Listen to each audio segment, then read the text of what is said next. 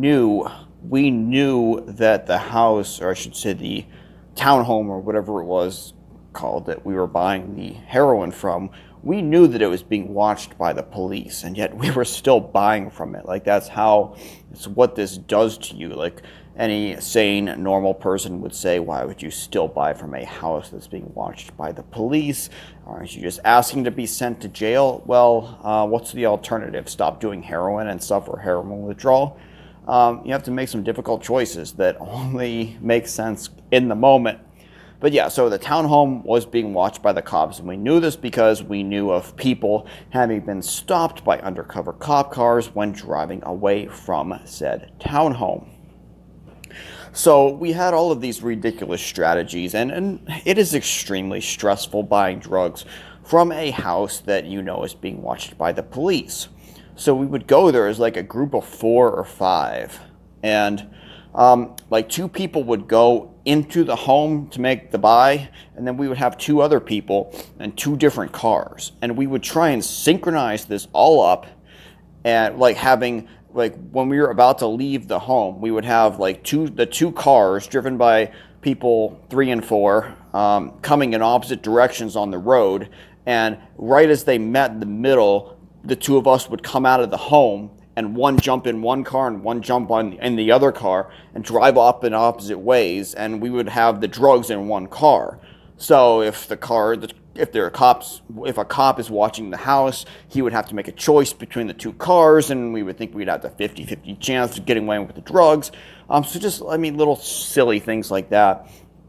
You'd also have to, like, as you were leaving the drug house, you'd take like some type of drink, and you'd put the drugs in your mouth and then fill your mouth up with liquid so that you could swallow it in the moment of anything arising. So, like, if you saw, for example, a policeman coming up to approach you, you could make the swallow before there would be any type of encounter, which would basically leave him with nothing on you. And the problem, too, with that was that, like, okay, so we were buying the gunpowder heroin, and gunpowder is like a crossover between powder and tar. I mean, it looks like gunpowder, hence the name. Google search gunpowder if you don't know well, it doesn't really look like gunpowder, but there might be pictures of gunpowder heroin on Google. Anyway, so yeah, you could snort gunpowder heroin. Like, you could snort tar. Like, that's a huge misconception out there, that you can't snort tar, that you have to either smoke it or inject it. You can absolutely snort tar. You can, like, either just straight up snort it. It's disgusting and gross, and it's not a good feeling, but it can physically happen. Or, with like a first grade understanding of chemistry, you can, convert your tar into something that's more easily snortable. So, yeah. But what would happen would be, like, if the little baggie that the drugs were sold in, if it wasn't, like, sealed perfectly, then when you put it in your mouth and put the water in your mouth, if the water got into the bag, then you were looking at a serious mess on your hands. Because obviously, if the gunpowder was such that if it got hit by water, it would tar up immediately. So, yeah, so if it tars up, then, you just basically have tar. It was like this weird hybrid type of heroin. Anyway, though, so many times, like, I would be going to get this gunpowder, and water would accidentally, or liquid would accidentally get into it. And then I'd have a much messier situation to deal with. And that comes up later. And then there was a point in time, too, where the gunpowder was being sold out of motels. And that, like, the main reason why drug dealers work out of hotels is just, it's kind of counterintuitive at first, but it is easier to do out of a motel because there's just more traffic. And from the outside of the building, you might not know which room it's in. There's a lot of things that make it advantageous over a home residence.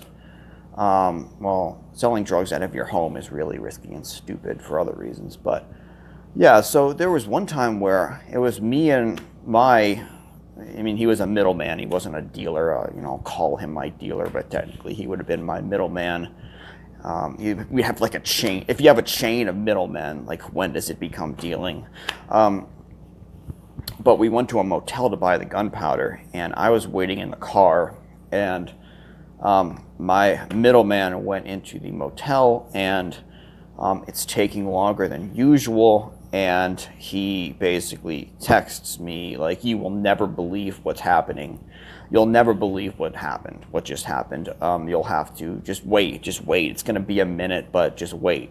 And, I'm sitting in the car, as soon as you're going to have to wait, you start to feel the withdrawal symptoms a lot worse. So I'm like sitting in that car and just waiting and waiting and waiting. Well, what happened was, unbeknown to the gunpowder dealer living in the motel, unbeknown to him, the room next to him in the motel was being occupied by another disconnected drug dealer. And the cops raided the room next to that one right as my middleman was in there buying from our stuff. So he goes in there to make his drug buy, and he hears, through the walls, police, open up. And so he's in there with the dealer, and they're just like, oh my God, they're standing there like, what the heck is happening? So I brought a girl up codenamed Amanda, and it was in the Brenda story. There was another time where my middleman / dealer, myself, and Amanda were going to wait on the gunpowder dealer. And it was very weird that, because usually I was not allowed to see the gunpowder dealers. But in this particular time, the only I can't remember the specifics, but the only option we had was in the car. It was Amanda and myself in the back seats, and my middleman / dealer in the front seat, and the gunpowder dealer was going to sit down in the driver's side seat, or the passenger seat in the front, and they would do the transaction in the front. We were given explicit instructions not to say anything to him and to pretend he wasn't there. And furthermore, even the way the guy approached the car, he was approaching it so us in the back seat wouldn't see his face, which is completely understandable and smart. And as soon as he gets in the car and sits down, Amanda's like, "Hey man, how are you doing?" And just the silence that washed over that car was the proverbial silence that could be cut by the proverbial knife. And my dealer and I are both thinking the same thing in our own heads. I think we're going to lose the gunpowder connection. If not, something significantly worse could happen. And we didn't end up losing it. I don't remember exactly how that played out, but I almost lost, my dealer through that situation, because if someone that you invite and you vouch for enters the equation with your trust, and then they do something really stupid like that, it's on you. So that was a close call. So I go into this gas station to use the restroom, and by use the restroom, I mean to do heroin in its restroom, to use the restroom for a heroin space. And I kind of made a little mistake looking back on it, it was, a lesson learned, but I had a backpack with me, and in the backpack I had a bunch of food. This was one of those times where I was still trying to work out and eat well despite being addicted to heroin. So I was in this gas station, in the gas station's bathroom, with my backpack that had, food planned out for the day. And, so I do the drugs and come back out, and as I'm leaving the gas station, the clerk stops me, walks up to me and physically blocks the door. And she's just like, you need to give us everything back that you took. And I'm like, what? And she's like, we know you're in here shoplifting, and you just took a bunch of food into the bathroom to eat it. I think that's what you did. And I'm like, what? She's like, yeah, we're on to you. We know what you're doing. You came in here, went to the bathroom, and on your way to the bathroom, you grabbed a bunch of candy bars or whatever, and you ate them in the bathroom. So I'm thinking like, okay, I really hope none of the food that I have prepped in my backpack is also sold here, or this could be a problem. And so, but I got on I got on the aggressive side of things because the drugs were hitting me, and I was just started the whole, who's the general manager of this gas station? Are they here right now? If not, I need a contact number. I was like doing the, aggressive front, kind of with the implication of like, yeah, I'll call a lawyer if I have to for harassment. So I just kept asking, who is the general manager? What's the person's name? Very calmly. And it basically said like, we can go through my bag and there's going to be food items in it, but I don't think any of them are sold here, and I can't steal something that you guys don't sell. And she's like, well, the lady was acting like really irrational and crazy. Like, I think she might have been on drugs too, though more of the upper variety. So she wouldn't go through my bag with me, which was kind of weird. And then I said, like, you guys, there's cameras. Can we go in the back room? We'll watch all the cameras together. And I was like, if we see me steal anything on the cameras, I'll call the cops on myself. And she's just like, no, just get out of here, don't come back. I'm like, no, let's go watch the cameras. What are you afraid of? And she's like, no, just go. So that was freaking frustrating. But like, I'm thinking like, if we did call the cops and they came out here, to the intelligent, trained eye, could they look in that bathroom and look in the trash in that bathroom and realize that anyone just did drugs in there? So that was like going through my head.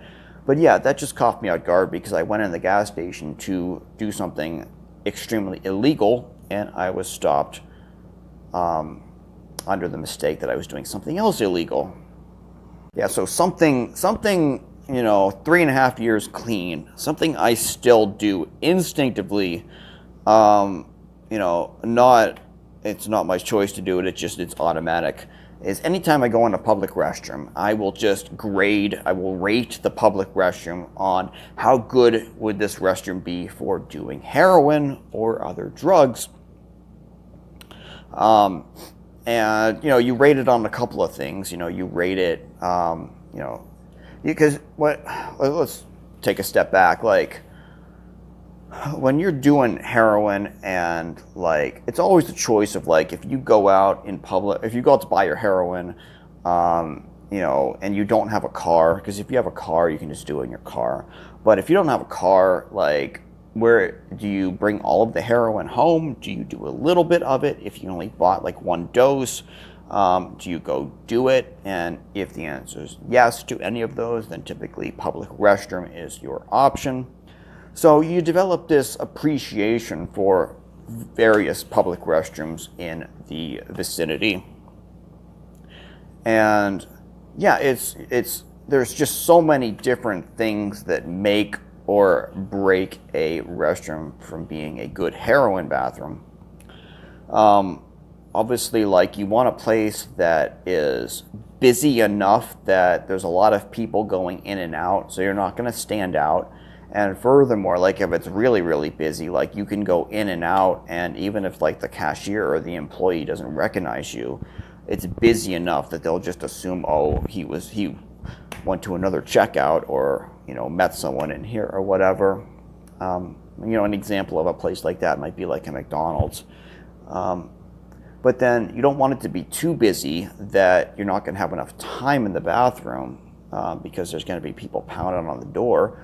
Yeah, like, that's another thing too. Like, ideally, like, the best ones were always like, there'd be like 2 different bathrooms. So if you're in the bathroom for like, 5-10 minutes doing your drug routine, everyone else who comes in can use the other one. So it's not like you're going to be rushed and everything. Yeah, because, okay, the number one rule, though, of public restrooms, never, ever, ever, ever, ever do drugs in the stall of a restroom that has like multiple stalls. I mean, there's one exclusion to that, and that's if all of the stalls are completely isolated, meaning there's no little crack in the door. Ideally there's no space, no free space down on the bottom. If it's completely private, you know, like a fitting room style, then yeah, you could do it there. That doesn't happen very often though. Like typically the only times I've ever seen those are in like high-end restaurants or like high-end department stores like a Saks or a Macy's or something. But yeah, never ever ever, you just assume that if there's a crack, if someone could look through that crack, just assume that someone is. I've almost been arrested for making this mistake. Watch my Skid Row video very early on in the channel. So yeah, you always want a private room. Then other things that make or break it, like you got to have like a surface, especially if you're snorting drugs. Like you want to have like a flat surface that you can do the drugs off of, and you want it to be clean. And so like the shelf below a mirror can work, though it has to be so that like, you know, you need space to get up there and do it. Like if it's just like 2 inches wide, you know, your head's gonna hit the mirror and you would need like a really long straw then. If you want to be really grimy, like the back of the toilet can work. I mean, admittedly, I've done it before, but yeah, that's just, I don't know, like stay away from that if possible. Like it's good to, like, you know, if you're carrying a backpack, if you're going with the backpack option, then have like something in your backpack that's like a flat surface, you know, like a book or a CD case or something. But, you know, so you can't try and do like the one hand holding it, the other hand, that's kind of inconvenient too. The best thing is to have, I mean, all heroin junkies love those little baby changing platforms in bathrooms. Those are perfect for doing drugs. Yeah, that's one of the things that, like, it's just one of those weird things that I feel bad about having done, is doing heroin off of the baby changing platform. But, you know, a lot of us have done it. And, you know, it was always like, you know, I would cut up and do the lines off of the baby changing platform. And then after you've done them, it's like you just get hit with this wave of like shame and regret. And oh, another thing, like it's preferable for the bathroom to have like paper towels as well as a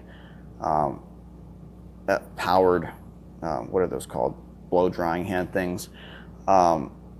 You want to have paper towels because it sucks when your only option is toilet paper. So like after you've used the baby changing platform, you know, you want to wipe it down very passionately with paper towels. I would always do that. Like I would clean it obsessively, and then like as I was about to leave the bathroom, I'd like turn around and walk back and like clean it again, to make sure not one little particle of heroin would ever come into contact with the bottom of a baby.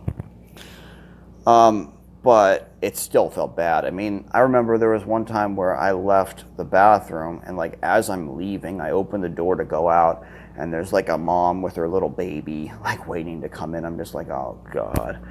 So like, that was bad. And then like sometimes, this is just a weird thing that would get to me, is like sometimes those baby changing platforms would have like a little logo or picture that was like a little happy cartoon family, or even worse, like if it's a family that's like an animal theme, you know, if it's like a family of monkeys or a family of elephants, my God, that is extremely depressing. I'd have to like do a second line just to numb the pain of, you know, you look at this little picture of, you know, these little family of, you know, monkeys on the logo of the baby changing platform as like a mother monkey, a dad monkey, and little baby, and they just look like the perfect little elusive happy family that doesn't have any problems, and the thing that everybody craves and some of us do drugs in the absence of.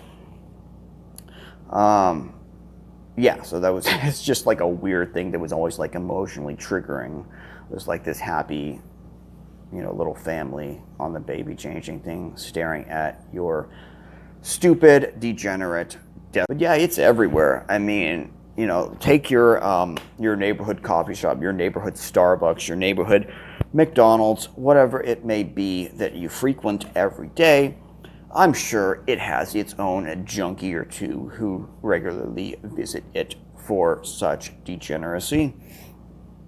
And that's the thing too, is like I've never come across drug paraphernalia or evidence of such a thing ever in my life that I can remember. I have, weird, oddly enough, like what I have come across a couple times is like I've been in a grocery store bathroom and I've seen like an empty, i.e., a stolen pack um, of Imodium in the bathroom before, like, and it's just like, oh, someone's having a bad day, trying to get the dope sickness away with Imodium. But yeah, I've seen like empty alcohol all the time, but yeah, like never any drug paraphernalia.